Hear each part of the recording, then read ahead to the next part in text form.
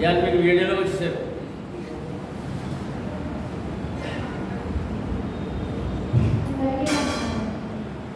గట్టిగా పాడాలండి.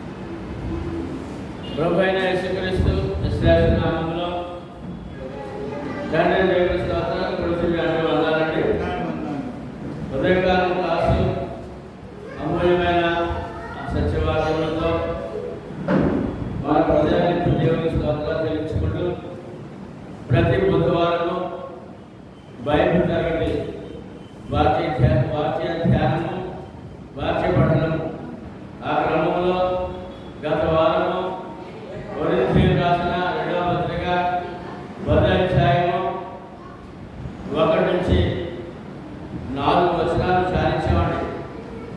1 నుంచి 4 వచనాలు ధ్యానించామండి.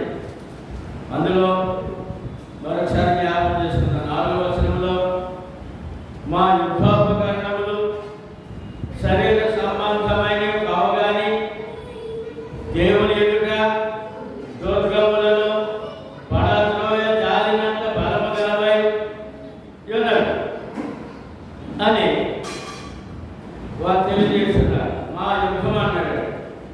మా యుద్ధము యుద్ధోపకరణము అవి శరీర సంబంధం కాదు. యుద్ధము శరీర సంబంధం ఆయుధాలు కూడా కాదు. ఆత్మీయ సంబంధమైన యుద్ధము ఆత్మీయ సంబంధం ఆయుధాలు. ఆత్మీయ సంబంధం ఆయుధాలు ఏమున్నాయి? వాక్య ఖడ్గం ఏంటంటే వాక్య ఖడ్గం. ఎబ్రియలు రాసిన పత్రిక 4:12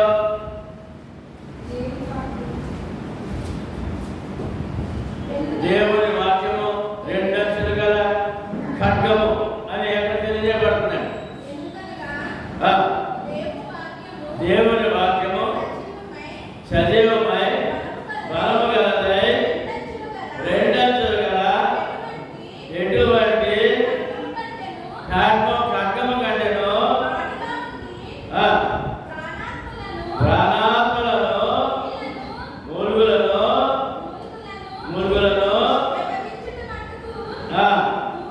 గూర్చును ఆలోచనలను శోధించుతున్నది. ఇలాంటి ఖడ్గం ఇప్పుడు క్రైస్తవుడు భక్తుడు ఖడ్గం ఏంటంటే ఏమంటే వాక్య ఖడ్గం 2 అంచులు గల ఖడ్గం. అది వాడాలి.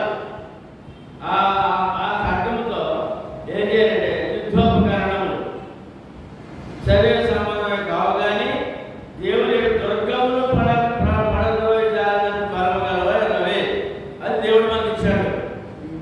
యుద్ధోపకరణములు ఏమి ఇచ్చాడు దేవుడు మనకి?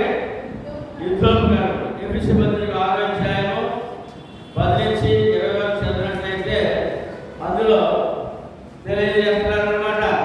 యుద్ధోపకరణములు మన దగ్గర దేవుడు యుద్ధోపకరణాలు ఇచ్చాడంటే అవి ఉండాలి మన దగ్గర. ఉన్నప్పుడు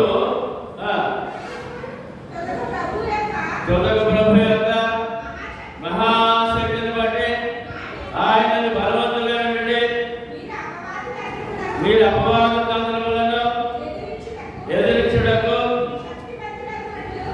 శక్తిమంతులైనట్లు దేవుడిచ్చి సర్వాంగ కవచమును ఎదిరించుకోవాలంటే దేవుడిచ్చి సర్వాంగ ఆత్మ సంబంధ కవచాలు ఇచ్చాడండి. సర్వాంగానికి కవచము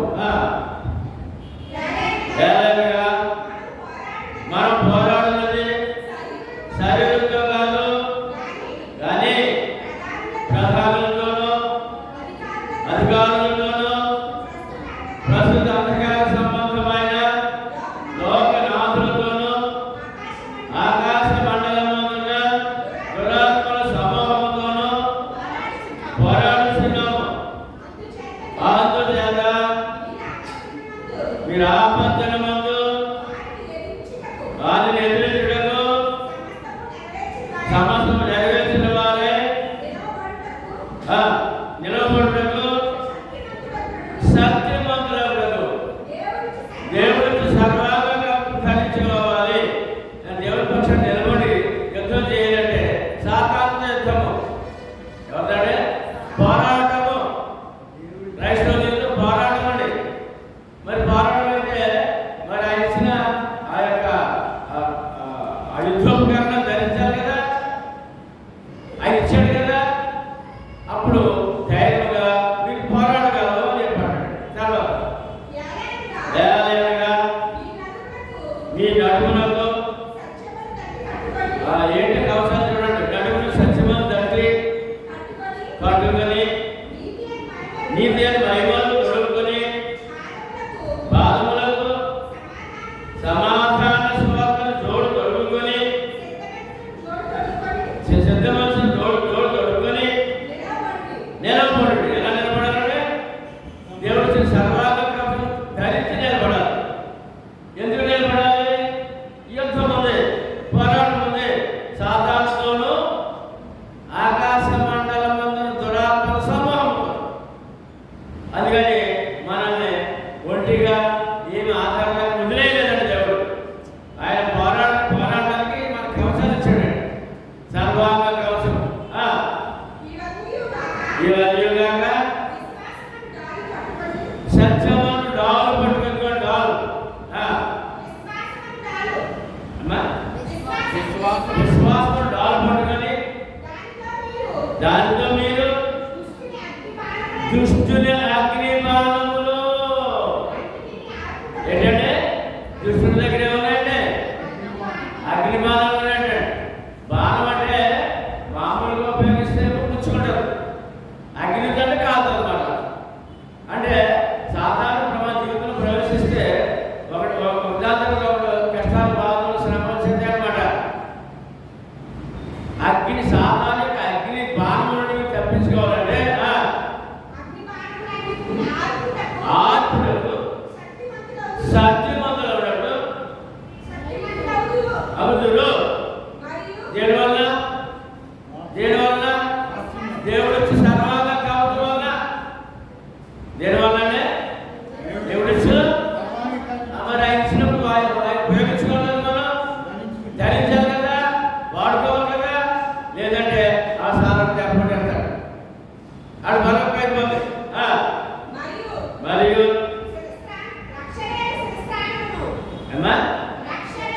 రక్షణ శిరస్త్రాలము దేవుని వాక్యమును అది కట్టం. ఇక్కడ మళ్ళా చెప్పాడు కాబట్టి ఎన్ని పత్రికలు చెప్పారు? దేవుని యొక్క ఆత్మ ఖడ్గమట.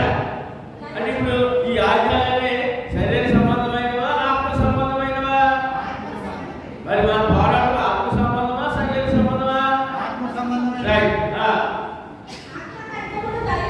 ధరించుకొని ఆత్మ వలన ప్రతి సమయమందు ప్రతి విధమైన ప్రార్థన కూడా ఆగిపోండి. ప్రార్థన కూడా కవచం అండి. ప్రార్థన జీవితంలో కవచం అండి. విజ్ఞాపనలు చేయొచ్చు. ఆ విషయమై సమస్త పరిశుద్ధుల నిమిత్తము పూర్ణమైన పట్టుదలతో విజ్ఞాపన చేయొచ్చు. మెలకుగా ఉండుడి. చాలు. చూసారు ఇక్కడ ఎన్ని ఉన్నాయంటే కవచాలు. అంటే ఆయన ఇచ్చిన యుద్ధోపకరణ, దేవుడు ఇచ్చిన యుద్ధోపకరణ, యుద్ధానికి ఉపకరణ. ఎందుకంటే భక్తి జీవితము పోరాటం ఎవరితో? సాధారణ పోరాటం. కనుక ఈ లోకమైన ఆయుధాలే పనిచేయవు. దేవుడు ఇచ్చిన ఆయుధాలు ఉన్నాయి, యుద్ధోపకరణాలు. ఆయన ఇచ్చిన ఆత్మ కవచాలు ఏమండి, సర్వాంగ కవచం అది ధరించుకొని క్రైస్తవుడు ప్రయాణం చేస్తే ఖచ్చితంగా ప్రతి కష్టాన్ని, నష్టాన్ని, శోధనను, అవమానాన్ని జయించగలం. ఆయన దర్జాగా, బలముగా, తిరుగుళ్ళ కాకుండా బలముగా నడవగలం. ఎన్నో ఉన్నాయి, అన్ని జయించగలం. అన్నిటినీ జయించగలం. శాస్త్రక్రియలన్నీ జయించగలం. ఎందుకంటే ఎందుకు ఇలా సిద్ధపరుస్తున్నాడు భక్తుడి దేవుడు అంటే, మొదటి పేతురు పత్రిక 5:8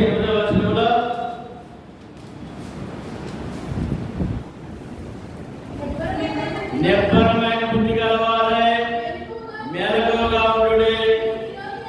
మీ విరోధైన అపవాది గర్జించు సింహం వలె ఎవరిని మింగుదురా అని వెతుకుతూ తిరుగుతున్నాడు. ఎందుకంటే ఎవరితో పోరాటం అంటే సాధారణ. అది ఎలా తిరుగుతాడంటే గర్జించు సింహం వలె వెతుకుతూ తిరుగుతున్నాడట.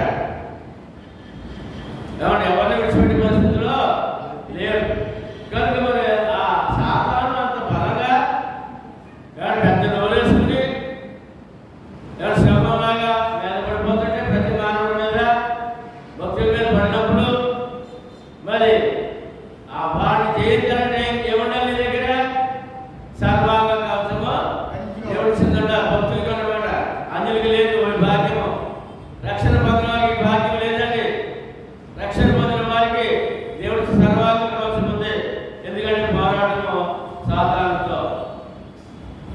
ఏమంటే సాధారణ డ్యూటీ ఒక డ్యూటీ ఉందంటే దానికి ప్రతి దినము ఒక డ్యూటీ ఏంటంటే అది గర్జించు శ్రమ అని ఎవరిని మెరుగుతున్నా అని ఎదుగుచూ తిరుగుతున్నాడు. అరే బా ఎవరిని విడిచిపెట్టండి? రక్షణ పొందడం ఎవరినే? రక్షణ పొందిన వారిని విడిచిపెట్టడం, రక్షణ పొందిన వారిని విడిచిపెట్టడం. వారేమో ప్రభు నమ్మకం రక్షణ పొందడం చేస్తాడు, మన రక్షణ కోల్పోలే చేస్తాడు, మన విశ్వాసం మింగేస్తాడు, మన యొక్క ఆత్మ సంబంధ జీవితాన్ని మింగేస్తాడు, దేవుడికి సంబంధం లేకుండా చీల్చేస్తాడు. సాధారణ ప్రమాదకరంగా ఉన్నాడు. రక్షణ పొందిన వారి పట్ల ప్రమాదంగా ఉన్నాడు, రక్షణ పొందిన వారి పట్ల ఏమో రక్షణ పొందకుండా అడ్డమన్నాడు. ఇతను తిరుగుతున్నాడట. ఏం చేస్తాడంటే తిరుగుతున్నాడట. ఎత్తు కూర్చో, ఎలాగంటే ఎత్తు కూర్చో. ఏమండి అలాగే మరి సాధారణ వెతుకుతూ తిరుగుతున్నాడు కదా, దేశ ప్రభు కూడా వెతుకుతూ తిరుగుతున్నాడండి. వెతుకుతూ తిరుగుతున్నాడు. లోకాసు వార్త ఇవాళ మేము మా ప్రారంభాలే 19:10 నశించిన దానిని వెతక రక్షించుటకు మనుష్య కుమారుడు వచ్చెను. అదే ఇక్కడ ఏమా ఇప్పుడు సైతాను తిరుగుతున్నాడు, ఆత్మ నాశనం చేయడం, దేవునికి సంబంధం లేకుండా చేయడం, దేవునికి దూరం చేయడం, యేసు ప్రభువుని రక్షించడం, ఆత్మ రక్షించడం. ఆయన గుడి మీద ఉన్నాడు, సాధారణ గుడి మీద ఉన్నాడు. ఈ సమయంలో మనం జయించాలంటే ఆయన సర్వాంగ కాపు ధరించుకొని రక్షణ పొందిన వారికే ఈ కవచాలు. ఏమండి పోలీసు వారు ఉన్నారండి, రోడ్డు పోయి ప్రతి వాడికి పోలీసు రక్షణ చెందరా? ఎవరికి ఇస్తారు? ఆ ఎన్నికైన ఆ యొక్క పోలీసు ఎన్నికైన వాళ్ళు ఇస్తారు. అలాగా మరి ఈ సర్వాంగ కాపు ఎవరిస్తారు? దేవుడు ఎన్నికైన రక్షణ పొందిన ఇస్తాడే. అదేవిధంగా సైనికులు ఉన్నారు, సైనికులు వారికి సైనిక డ్రెస్ ఉంటుంది, అధికారులు నడిచిన వారు కూడా మరి రోడ్డు పోయి ప్రతి వారికి చెందరా? ఎవరికి ఇస్తారు? సైనికులుగా ఎన్నికైన వారికి ఇస్తారు. అలాగే క్రైస్తవుడికి ఏముందంటే దేవుడికి సర్వాంగ కవచం ఉంది. ఎందుకంటే సాధారణ పోరాటము, ఆత్మీయ పోరాటము ఉందన్నమాట. ఏమండి దేవుడు మంచివాడేనా? ఏమండి మన అలాగా ఒంటరిగా వదిలేయలేదండి, మనకి అన్ని రెడీ చేసి నిలబెట్టాడు. పోరాడండి, నేనున్నాను, ఇవి కవచాలు, ఈ నేచర్ కవచాలు ధరించుకోండి, నేచర్ కవచాలు ధరించుకోండి, యుద్ధం చేయండి, ఏ భయం లేదు, నేనున్నాను మీకు. నేను ఉన్నవాళ్ళు ఎవరండి? ఎందుకనే ఉన్నవాళ్ళు ఎవరండి? పంచాయతీ రాజ్యం ఉందండి.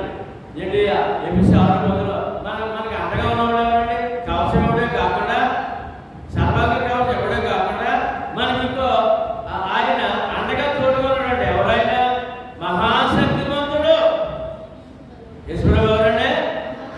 తొలగు మహాశక్తిమంతుడు. ప్రభు యొక్క మహాశక్తిని బట్టి ఆయన బలవంతులే. ఆయన నేనున్నాను అన్నాడు, నేను శక్తిమంతుడు అన్నాడు. అలాగని చెప్పి నిన్ను ఏ ఆధారం లేక నిలబెట్టలేదు, సర్వాంగ కవచం నిలబెట్టాడు.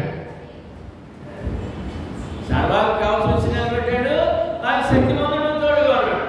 మరి జయకే సైతానిగా నీగా శ్వాసగా జయం కావాలా, జయం కావాలా అని చెప్పి ఈ అపోస్తులు ఎంత గొప్పగా మాట్లాడతారంటే వాళ్ళు ఏమన్నా తెలుసంటే మా యుద్ధపు కారణంలో 4వ వచనం, మా యుద్ధపు కారణంలో సరైన సమాధానం కావు కానీ దేవుడి యొక్క దుర్గములను పడలో జాగ్రత్త బలము కలగలేదు. ఏంటి ఈ యొక్క దుర్గాలు? ఈ దుర్గాలు ఏంటి? మానవుడికి దేవుడి మధ్య దుర్గాలు ఉన్నాయంటే పెద్ద కోట, పెద్ద ఏమండి పెద్ద కోట, పెద్ద గోడ అడ్డు ఉందంట. దుర్గం అన్నప్పుడు కోట, కోట చుట్టూ పెద్ద ప్రహారీ లోపలికి ఎవరు రాని నీళ్ళు ఉండదు అనమాట. ఆ దుర్గము అడ్డం ఉందంట. ఏంటో దుర్గము దేవుడికి యొక్క మనుషుడికి విశ్వాసకి దేవుడికి ఉన్న మధ్యన దుర్గం ఏంటంటే మొట్టమొదటిగా మానవుడికి దేవుడు లేడని దుర్గం. ఏంటంటే అది పెద్ద అడ్డంగా ఉందోట. రెండు సృష్టి పూజ. మూడు డైరెక్ట్ సాధారణ పూజ. నాలుగు మతం. ఏంటంటే మతం పెద్ద దుర్గం అండి. ఈ మనిషికి దేవునికి మధ్యన పెద్ద కట్టడం అనమాట, పెద్ద దుర్గం అనమాట, పెద్ద తోట అనమాట, పెద్ద అడ్డ గోడ అనమాట. అడ్డ గోడ అంటే మనం ఒక ఇంటి వరుస కట్టుకుంటాం. అప్పుడు రెండు రథాలు వెళ్ళి అటు ఇటు ఎదురు బదులు రెండు రథాలు వెళ్ళి గోడ కట్టుకోరండి. గోడలతో రథాలు తిరిగి అనమాట. భారీ గోడ ఆ కోట మీద గోడ అంత బలం అనమాట. అడ్డగోడ ఉంది లోకంలో దేవుడికి మానవుడికి. ఏంటంటే దేవుడు లేడని. రెండోదేమో సృష్టి పూజ. మూడోదేమో డైరెక్ట్ సాధారణ దేవుడు అని చెప్పడం. మతం, మతశాఖ, కులం. ఏమండి ఇవన్నీ కాక తనమే దేవుడు, తనమే దేవుడు అనే విషయాలు అడ్డంగా ఉన్నాయి. అవి పెద్ద కోటగా ఉన్నాయి. మేము ఆ దుర్గాన్ని పడగొట్టడానికి వచ్చాం. అడ్డంగా దుర్గాల్ని పడగొట్టడానికి వచ్చాం. యేసు ప్రభువు వచ్చారు. ఏమంటే తన శిష్యులుగా అప్పగించిన పని, ఆ దుర్గాన్ని పడగొట్టే పని అప్పగించారన్నాడు. ఇక్కడ ఆ విధంగా మనము ధ్యానిస్తున్నాం. ఆ దుర్గాలు ఏంటో తెలుసుకోవాలన్నమాట. ఆ దుర్గాలు తెలియట్లేదు లోకానికి. అడ్డంగా ఉన్న దుర్గాలు ఏంటి? ఆ దుర్గములు పడగొట్టడానికి అపోస్తులను దేవుడు ఏర్పాటు చేశారు. వారి ద్వారా ఏమంటే వారి ద్వారా సర్వాంగ కవచము క్రీస్తు ప్రభువు పంపించారు.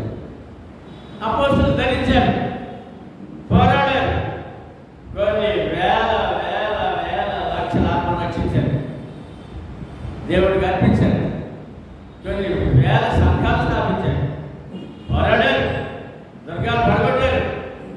ముందు మతం అనే దుర్గం, మతం అనే దుర్గం, మతం అని మొట్టమొదటి మతం ఏంటంటే యోధా మతం. బద్దగొట్టారంటే సువార్త ద్వారా 3,000 మంది బాప్తిజం. సువార్త ద్వారా 3,000 మంది బాప్తిజం బద్దగొట్టింది. ఆ విధంగా క్రైస్తవుడికి సంఘానికి ఎపిసోడ్ క్రీస్తు సంఘానికి అయ్యా నీకు దొరికింది ఏం తెలుసు, దేవుడికి వచ్చింది తెలుసా? ఆయన మహాశక్తిమంతుడు అన్నాడు. అందుకని సాధారణ తంత్రగాడు కదా, వాడిని ఎదిరించాలంటే మీకు సర్వాంగా కవచం ఇచ్చి నడిపిస్తున్నాడు.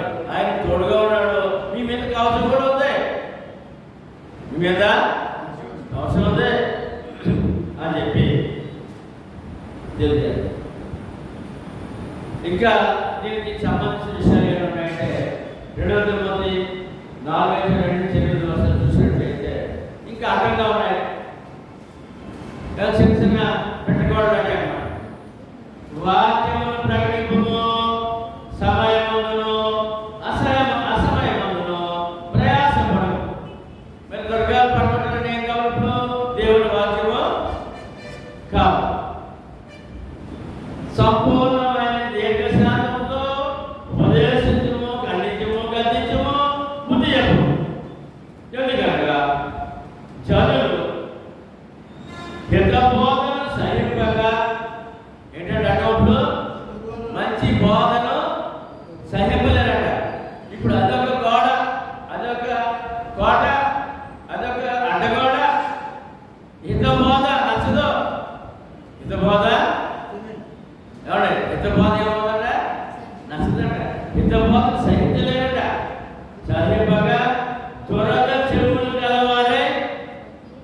ఏం చెవులంటే త్వరగా చెవులు గలవారే తమ స్వకీయ దురాశలకు అనుకూలము అయిన బోధకులను తమ కొరకు పోగు చేసుకుని.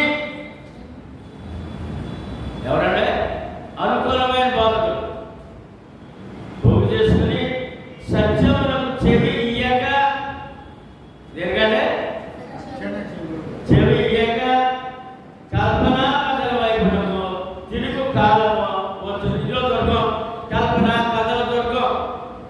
కల్పనా కథలు అడ్డగోడ ఎన్నో ఉన్నాయి. కల్పన కథలు పేరు మీద రాజమండ్రిలో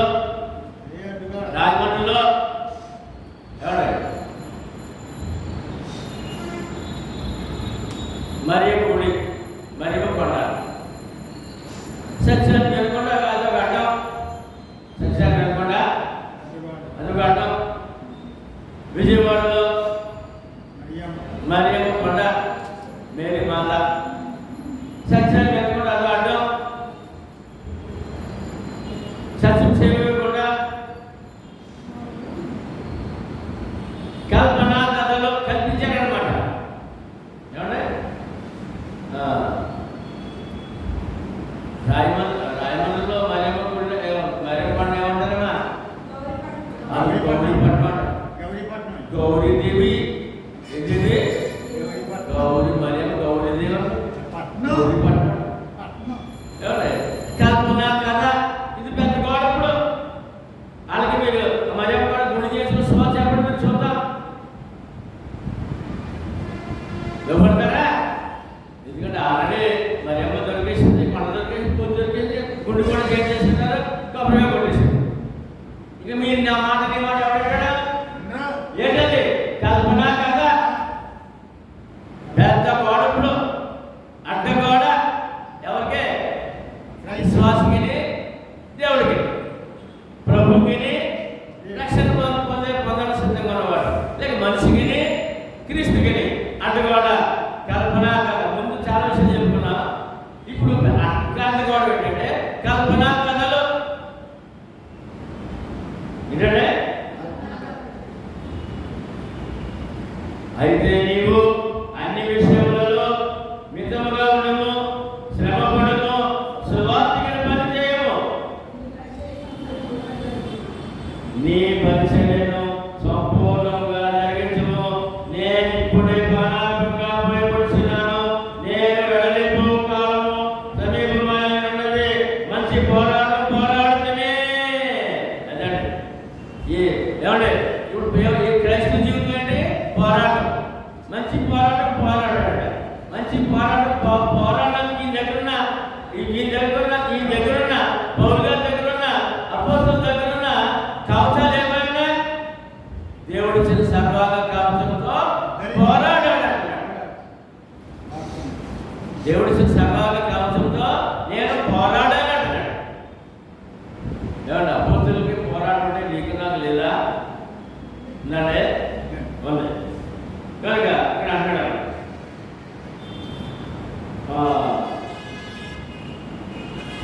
మంచి పోరాటని ఒకటి, నా పరుగు కడముట్టించిందినే రెండవ. ఏంటంటే అంటే ఆఖరి క్షణం వరకు దేవుడు ఇచ్చిన సర్వాంగ కవచంతో ఉన్నాను. దేవుడు ఇచ్చిన సర్వాంగ కవచంతో పోరాడాను. నా పరుగు కడముట్టించింది. దేవుడు ఇంకో మాట, విశ్వాసం కాపాడుకోండి. ఎలా కాపాడుకున్నాడు? ఏముంది నీ దగ్గర? సర్వాంగ కవచం ఉంది. విశ్వాసం కాపాడుకోండి. ఏముండదు నీ దగ్గర? పోరాట ప్రయాణం చేయండి. నీ దగ్గర దేవుడు ఇచ్చిన సర్వాంగ కవచం ఉంటేనే విశ్వాసం కాపాడుకోగలరు. లేదంటే అవిశ్వాసులై తొట్టి పడుచు ఈ అడ్డంకులు దాటలేక, ఈ అడ్డగోడను దాటలేక, పడగొట్టలేక అక్కడే ఆగిపోతాం. లోకంలోనే మిగిలిపోతాం. అవిశ్వాసంగా మిగిలిపోతాం. ఎంత ప్రమాదం అంటే ఎంత ప్రమాదం అది మూడోసారి. ఇప్పుడు విశ్వాసం కాపాడుకోండి. నాకేం చెప్పాలి? ఇప్పుడు ప్రతి రక్షణ ప్రతి ఒక్కరు ఏం చెప్పాలండి? విశ్వాసం కాపాడుకోండి. మూడో మాట ఏమండి? ఇక మీదట నా వరకు నీతి కిరీటం ఉంచబడేది. ఎందుకు పోరాటము? నీతి కిరీటం వరకట పౌలు గారు అన్నారు. నేను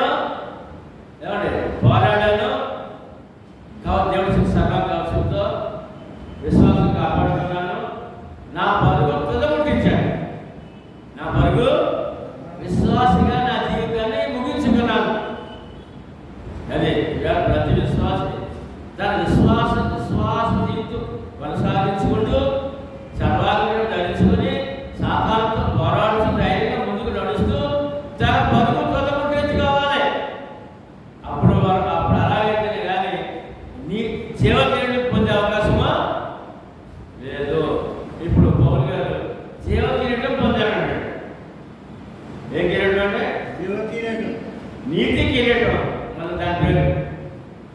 జీవ కిరీటం పేరు వల్ల నీతి కిరీటం పొందాలి. నీతి మంత్రుడు అనే కిరీటం పెట్టాడు దేవుడు. నీతి కిరీటం. ఏ కిరీటమా? నీతి కిరీటం, జీవ కిరీటం. నీతి కిరీటం నాకు రెడీగా ఉంది అంటాడు. ఎందుకంటే దేవుడి సర్వాంగ కవచంతో నా పరుగు, నా పోరాటము ముగించుకున్నాను. అందుకని నీతి కిరీటము నాకు సిద్ధపరిచి పడి ఉంది. అదే అక్కడ దాగలేదండి, అక్కడ దాగలేదండి. ఆ దినమందు నీతి గల న్యాయాధిపతి అని తీర్పు దినమందు నీతి గల న్యాయాధిపతి ఏమండి, ఆ న్యాయాధిపతి అయిన ప్రభువు అది నాకును ఏంటంటే నీతి కిరీటం. ఆ తీర్పు రోజున న్యాయాధిపతి అయినటువంటి దేవుడు ప్రభు ఆ తీర్పు దినమున నాకును ఏంటది నీతి కిరీటం. తర్వాత ఇంకెవరికి ఏమండి, నాకు మాత్రమే కాకుండా తన ప్రత్యక్షతను అభిలషించు వారందరికీ అనుగ్రహించను. అంటే రక్షణ కవచాన్ని, ఏమండి, ఆ రక్షణ కవచాన్ని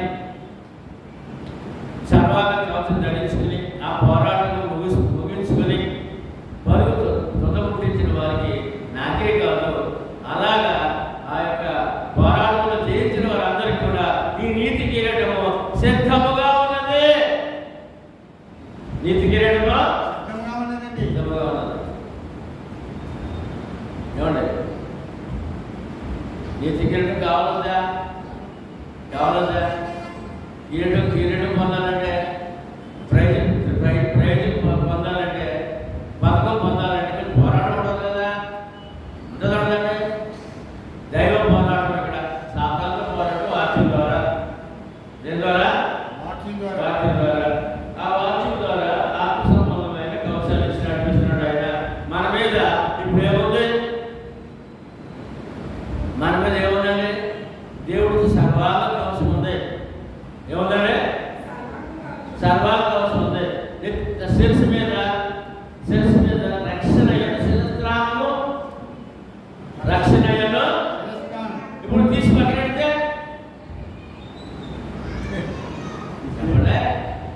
రక్షణ శిరస్త్రాలు తీసి పక్కనెడితే పడిపోయింది కదా. రక్షణ అనే మాట శిరస్త్రాణముగా ఇచ్చిన దేవుడు. ఏమంటే నేను ఏ శక్తి కూడా నేను జయించలేదు. శిరస్త్రాణంలో ఉన్నంత వరకు ఏ శక్తి జయించలేదు. అలాగే ప్రతి ఏమండి అవయవానికి కూడా ఆయన అవసరిస్తున్నట్టుగా ఆత్మీయంగా తెలియజేస్తారు. ఫిబ్రవరి రాసిన పత్రికలో భక్తుల గురించి ఇలా మాట్లాడారు. 11 వీరందరూ విశ్వాస విలువ పట్టుకండి. ఫిబ్రవరి రాసిన పత్రిక 11వ అధ్యాయము విశ్వాస విలువ పట్టుక. వీరందరూ వాగ్దాన ఫలమును అనుభవింపకపోయినను దూరమును చూసి వందనము చేసి తాము భూమి మీద పరదేశులను యాత్రికులమై ఉన్నామని ఒప్పుకొని విశ్వాసం కలవారే మృతి నొందిరి. ఇదండి ఈ పోరాటం కడ వరకు ఆయనతో ఉండాలండి. ఎలా ఉండాలండి? సర్వాంగ కవచంతో ఉండాలండి, దేవునితో ఉండాలండి. సర్వాంగ కవచం నీకున్నా మరి శక్తిమంతుడు తోడుగా ఉండాలండి. సర్వాంగ కవచం ఉండాలి, శక్తిమంతుడు తోడుగా ఉండాలండి.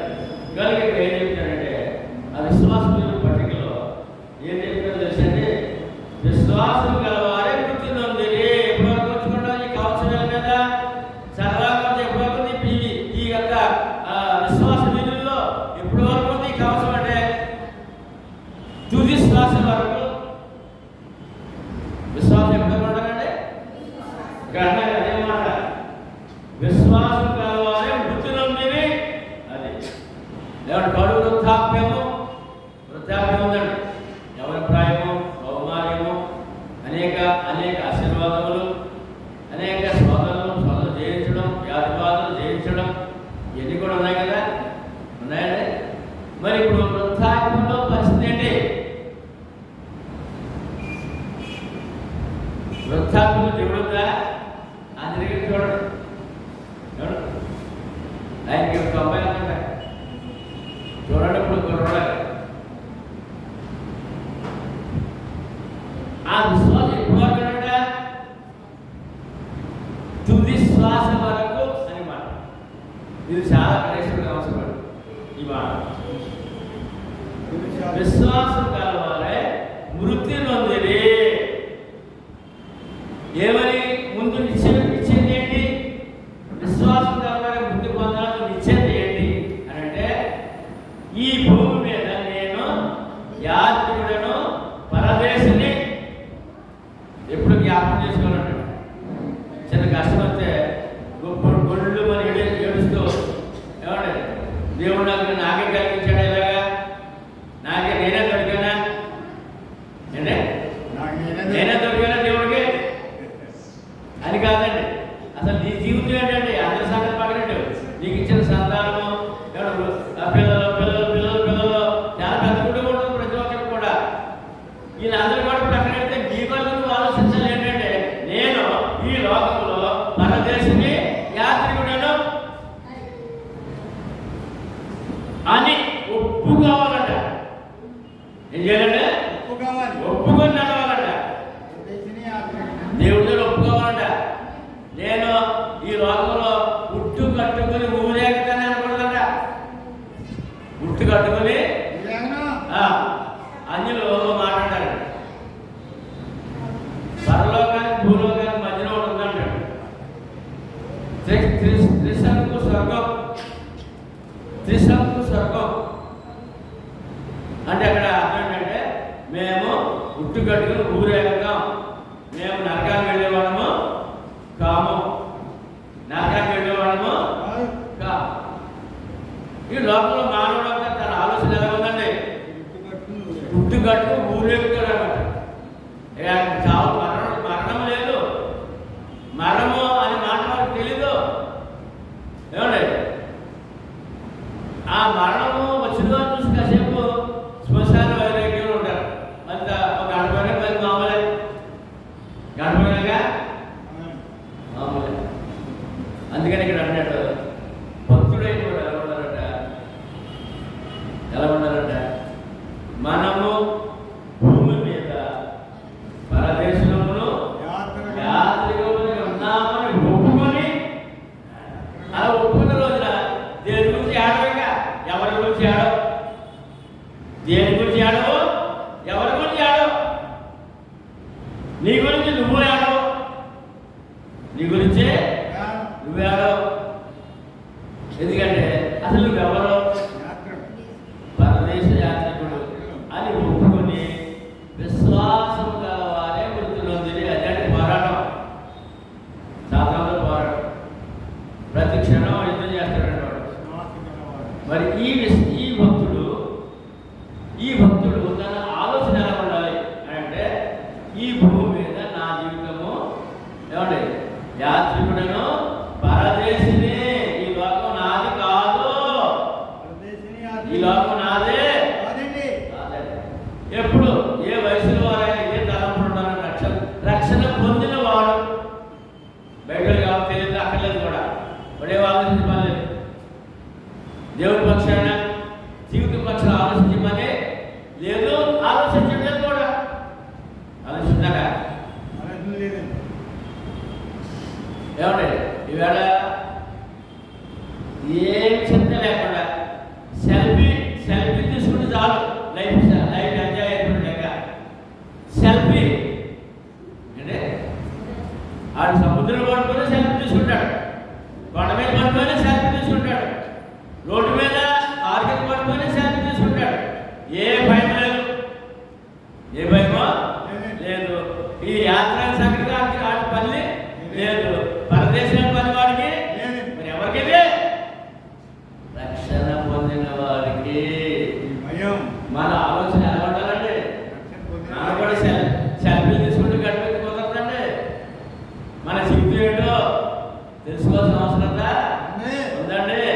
అదండి అందుకేనండి వారు విశ్వాసం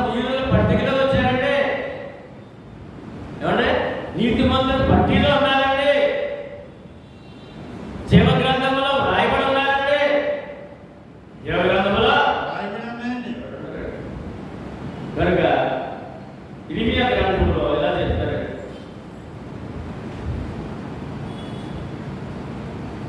ప్రవక్త మాట్లాడతారు.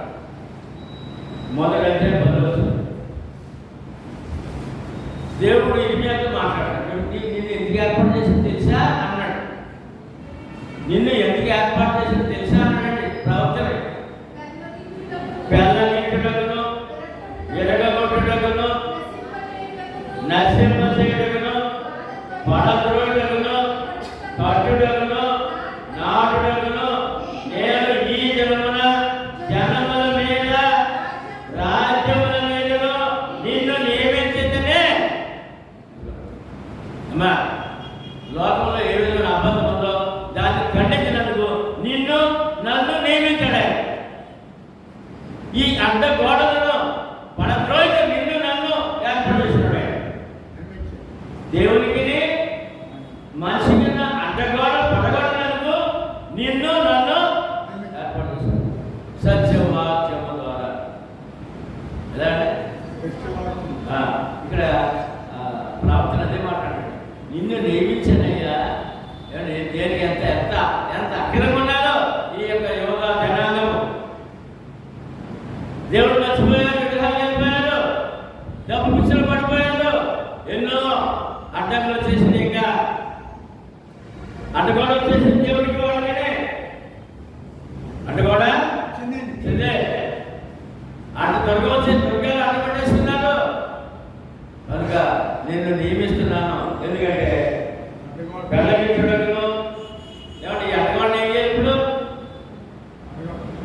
పెళ్ళగించాలంట, ఒకటి ఎరుగు కొట్టాలంట, రెండు నశింప చేయాలంట, పూర్తిగా తీసేయాలంట, పడద్రోటకును. ఏం కావాలి ఇప్పుడు? గోడ పడగొట్టాలని ఇల్లు పడగొట్ట బుల్డోజర్ కావాలి. ఏమంటే ఈ యొక్క దేవునికి మార్గం మధ్యన ఉన్నటువంటి ఈ యొక్క అడ్డగోడలు, ఈ దుర్గాలు పడగొట్టాలంటే సత్యవాక్యం కావాలి. ఏం కావాలంటే ఎన్ని రకాల అబద్ధాలు అబద్ధాలు ఖండించే ఆ శక్తి వాక్యం మీ దగ్గర ఉండాలి. అబద్ధాలు లోపడిపోకూడదు, లోకాశం లోపడిపోకూడదు, వాక్యంతో నిలబడాలి. అప్పుడు నీ జీవితము జయకరం. ఆయన పక్షం నిలబడాలి. ప్రతి రోజు ప్రతి సంవత్సరము జయకరమే. ఎందుకంటే శక్తివంతుడు నీకు తోడుగా ఉన్నాడు. ఆయన కవచం నీ మీద ఉంది. ఆయన కవచమా నీ మీద ఉంది. ఇప్పుడు ఆయన కవచం వేసుకుపోతే ఆయన నీకు తోడుగా విదేశ పోతాడు, విదేశం వెళ్ళిపోతాడు. నువ్వు కవచం వేసి వెళ్ళిపోయినప్పుడు నీకు నీతో ఉంటాడు. ఇద్దరు రెడీగా ఉన్నావు కదా, మరి నీకు తోడుగా ఉండాలి కదా. వారాలు రెడీగా ఉన్నావు కదా. ఈవేళ క్రీస్తు సంఘము వారేంటి వారికి తెలియదు, మనం ఏంటి మాకు తెలియదు. ఎలా మరప్పుడు ఎలా నిలబడగలమండి? ఆ శక్తివంతుడు నీకు తోడుగలమంటాడండి. నా తోడుగా ఎలా ఉంటాడండి? మనం ఏంటో తెలుసుకోవాలి. ఆయన ఎలా నిలబెట్టాడో తెలుసుకోవాలి. మనకి ఎవరు అండగా ఉన్నారో తెలుసుకోవాలి. కాబట్టి అందుకని ఇక్కడ కట్టుటకును ఏంటంటే పడద్రోసిన తర్వాత మళ్ళీ కట్టాలి. అబద్ధాలు పడకుండా సత్యంతో కట్టాలి. అబద్ధాలు పడకుండా సత్యంతో కట్టాలి. నాటుటకును ఏంటంటే నాటుటకును నేను ఈ జనముల మీద రాజ్యముల మీద నిన్ను నియమించింది. ఎలా ఉందంటే అప్పుడు లోకం ఇర్మియా కాలం లోకాలు ఉందంటే పూర్తిగా 100కి 100 పాళ్ళు యోధ ప్రజలందరూ నాశనం అయిపోతున్నారు. ఏ ఒక్కరు దేవుని పక్షాలు లేరు. రాజుతో సహా యోధా దేశం రాజుతో సహా ఏ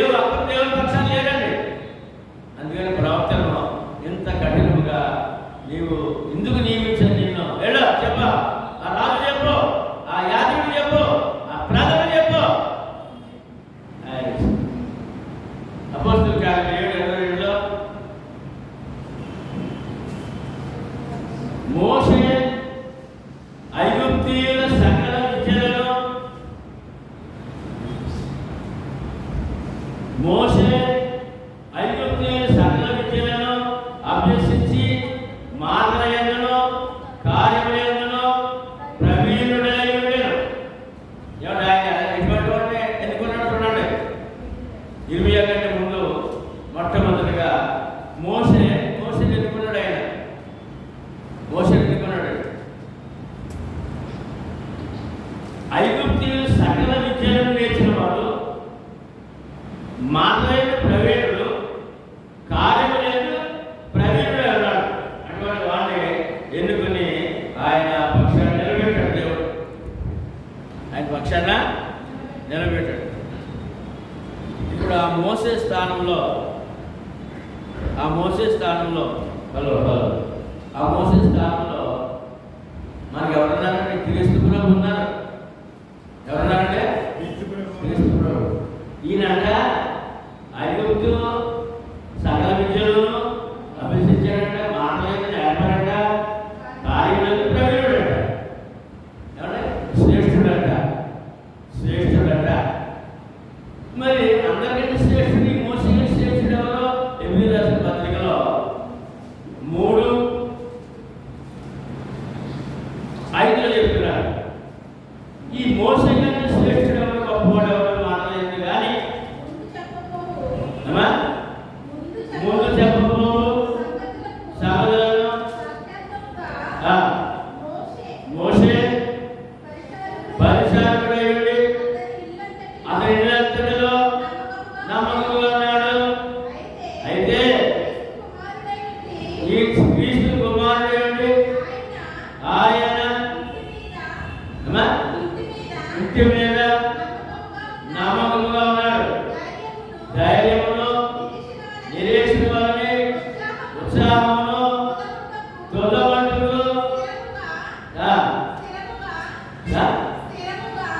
స్థిరముగా చేపట్టినాడు కదా. మనమే ఇక్కడ కనపడతాడు. మోషే ఏమో పరిచారకుడట, యేసు ప్రభు కుమారుడు. ఎవరు గొప్పవాడు? మోషేనా లేకపోతే యేసు ప్రభు కదా? ఇప్పటికీ కూడా మోషేనే గొప్పవాడు అంటారండి యోధా ప్రజలు. ఇప్పుడు ఇశ్రాయేలు దేశం ఉన్నాడు, యెరూషలేము ఉన్నాడు. వారు ఇప్పుడు కూడా మోషే ఆశ్రమంలో వారి మందిరం కడతారంట.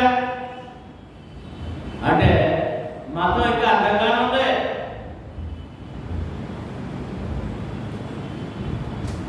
ఇశ్రాయేలు యోధా జనాంగానికి దేవుడికి మతం అడ్డంగానే ఉంది కదా.